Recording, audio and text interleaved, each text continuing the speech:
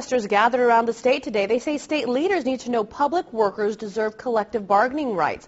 NBC 25's Kim Russell stopped over at one rally in Saginaw and joins us live in the studio with more. Kim? Jenny, education a hot topic at today's rally. Teacher unions across the state are voting on whether they want to strike in protest of Governor Rick Snyder's proposed cuts to education.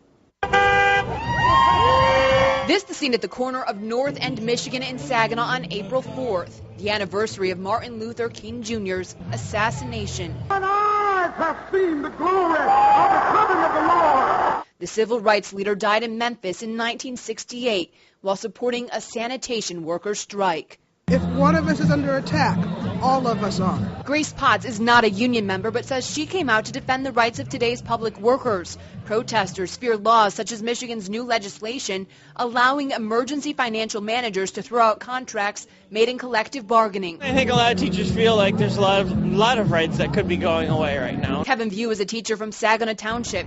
He says Governor Rick Snyder's proposed cuts of at least $470 per student could force many districts into a financial emergency. Teachers fear not only that could leave them with no voice at the bargaining table, but that kids will suffer. To just take that money away and spend it somewhere else doesn't quite seem fair for what's best for kids. We need to take a hard look in every area where we can save money. Michael Jarr from the Mackinac Center for Public Policy says these protesters are fighting reality. He says public workers are paid much more than our state can afford, and drastic cuts simply need to be made. We're becoming a poor state, and yet we're paying our public sector workers as though we were still a wealthy state.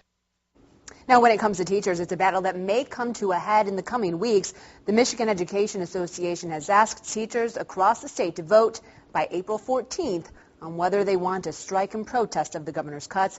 This even though it is illegal for Michigan teachers to strike.